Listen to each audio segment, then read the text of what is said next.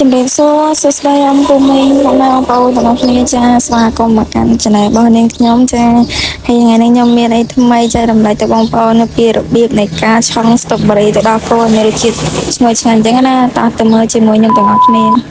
ជាដំបូងខ្ញុំចង់ប្រាប់ទៅបងប្អូនថាខ្ញុំប្រើទឹកដោះគោខាប់ Besco នេះដោយវាមានសញ្ញាក្បាលគោអញ្ចឹងណាហើយវាល្អខ្លាំងមែនតើសម្រាប់ដូចយើងអ្នកលក់កាហ្វេឆុងកាហ្វេហ្នឹងជាទូទៅគេប្រើទឹកដោះគោហ្នឹងហើយបងប្អូន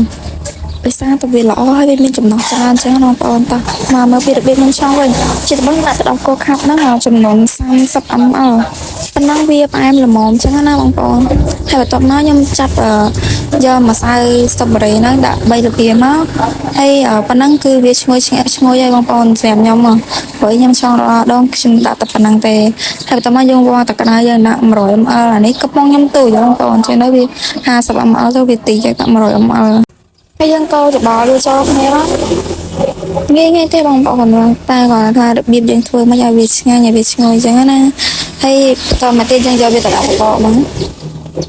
នេះសម្រាប់បងប្អូនណាដែលគាត់អត់ចេះគាត់អាចធ្វើតាមរបៀបខ្ញុំបានធានាថាឆ្ងាញ់ហើយចំពោះទឹកដោះគោស្រស់ខ្ញុំប្រើទឹកដោះគោ Indomie បងប្អូនអាចប្រើហ្នឹងបានហើយយើងចាក់វាពីលើហ្នឹងមកហើយយើងអេតជាមួយនឹង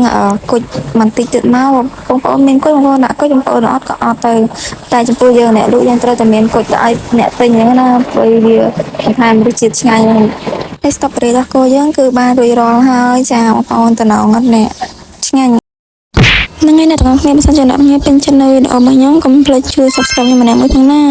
នៅលើនេះក៏បាននៅក្រោមនេះក៏បានដែរតែមានសញ្ញាកណ្ដឹងហើយនឹងមានអក្សរខ្មែរថាជីវហ្នឹងបងប្អូនកុំភ្លេចជីវខ្ញុំម្នាក់មួយផងណាបាយបាយ